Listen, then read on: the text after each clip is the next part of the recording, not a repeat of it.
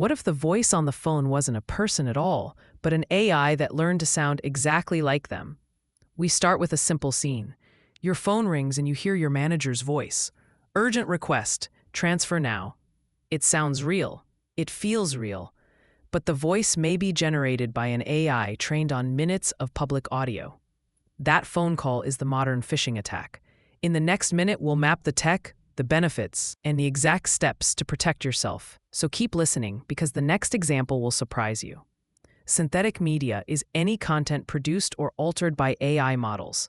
That covers images, video, text, and audio. Think of it as a factory that can print convincing moments on demand. The internet has shifted from camera-captured evidence to model-generated output. Scarcity became abundance overnight. That matters because our default assumption used to be, if I saw it, it happened. Today, that rule no longer holds, and that changes how we trust everything moving forward.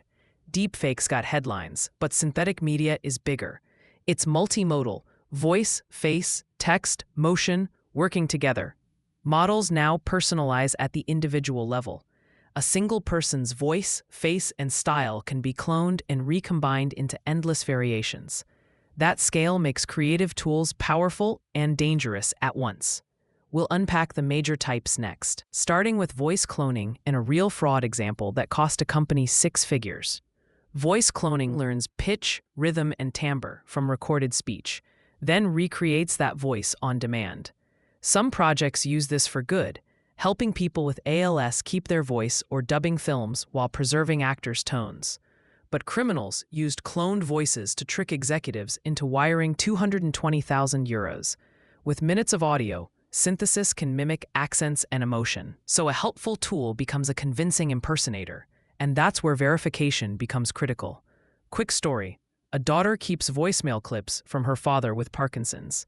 Using those clips, a service rebuilt his natural cadence. When he could no longer speak, the family used the synthetic voice for holiday messages. That's accessibility at its best. But imagine the same voice used without permission in an ad or to extort money. The difference between consent and theft is razor thin, and that tension sits at the center of this technology. Next up, AI avatars and virtual humans. These are synthetic faces and bodies that speak, emote, and move. Some are fictional influencers with millions of followers. Others are digital doubles used for stunts and de-aging in films. Avatars blend generative models for expression, motion capture, and lip sync. Live interactions can feel startlingly real. That creates new creative tools, but also new channels for manipulation, especially when an avatar speaks with a recognizable voice. Synthetic identities are the wild card. Criminals mix real data points with invented details to forge new people. They open bank accounts, apply for credit, or become believable spokespeople online. On social platforms, a synthetic persona can publish photos, post videos, and even live stream, all created by AI. That scale makes fraud efficient and disinformation more persuasive. We'll cover detection tips soon, but first we'll look at how legitimate businesses are already using these tools responsibly. Businesses deploy synthetic media for dubbing, training, and always-on support. Imagine localized ads using the same actor's voice in multiple languages, or scenario-based corporate training with a dozen characters and no shoots. These are cost and time savers. But companies must balance speed with ethics, get explicit permission, track licenses, and offer opt-outs. When brands treat consent like a checkbox, trust erodes. Miss that. And PR and legal costs often dwarf production savings. Now the risks in plain terms: voice phishing, financial fraud, smear campaigns, and erosion of public trust. Fraudsters clone voices for emergency scams. Disinformation uses believable spokespeople to push narratives. Even genuine evidence can be dismissed as fake, the liar's dividend, letting guilty actors escape accountability. That makes verification more important than ever. So what practical habits raise your odds of spotting a fake? We'll list clear signals next. Spotting fakes starts with skepticism and simple checks. If a request feels urgent, pause. Verify via a second channel. Call back on a known number. Use a shared family or executive safe word for critical asks. Look for artifacts in video: off blinking, mismatched shadows, or weird mouth movements. Listen for audio glitches, robotic pacing, missing breaths, or inconsistent emotion. These cues aren't foolproof, but they buy time to confirm the truth. Detection tools are improving. Content credentials and watermarking can signal editing history. Initiatives like C2PA and SynthID embed metadata or invisible signals that travel with a file. Platforms are piloting these standards to show provenance. But fingerprinting isn't universal yet. Malicious actors often strip or spoof metadata. So technology helps, but human procedures matter too. We'll move from individual habits to what companies should implement as layered defenses. Layered defenses are practical and achievable. First, require out-of-band verification for any payment or credential changes. Second, use multi-factor authentication and require approvals for large transfers. Third, publish official channels and verification details on your site. Fourth, monitor for impersonation and quickly report fake accounts. These steps don't stop every attack, but they make scams much harder and slower, which reduces loss and increases chances of detection. Train people with short, realistic drills. Run voice phishing simulations that include cloned audio. Teach employees to pause, verify, and escalate. Short scenario exercises build muscle memory. Add a reporting path so suspicious media moves to a central response team. When staff know what to flag, your detection network becomes human plus machine. Up next, how to prepare a communications and legal playbook if a deepfake targets your brand. Prepare for a worst-case media incident with a simple plan. Draft holding statements in advance. Identify legal counsel and PR leads. Line up forensic partners who can analyze files quickly.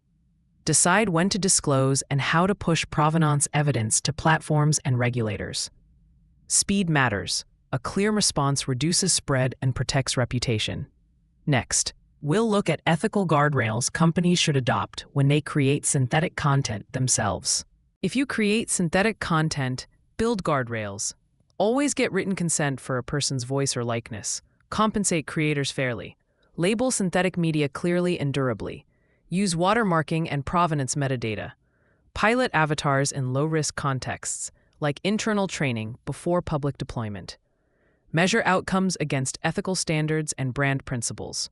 When transparency guides design, audiences stay confident. But what about the law? Regulation is catching up fast, and that affects how you operate. Regulators target disclosure, provenance, and commercial use.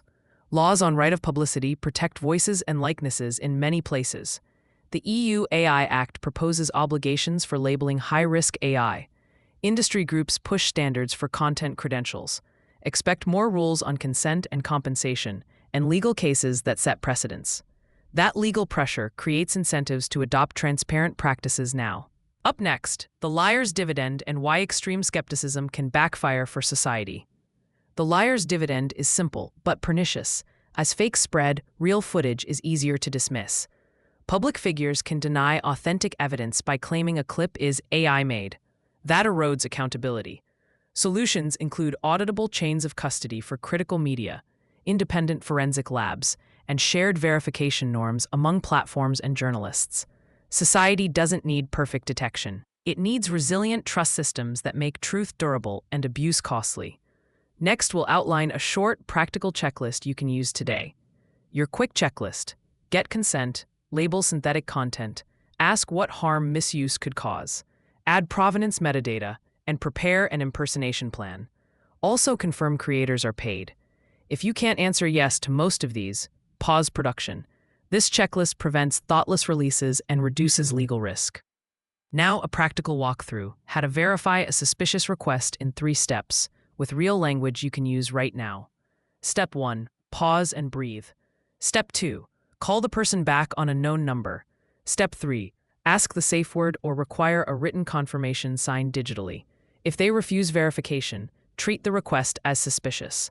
These steps are simple, fast, and effective.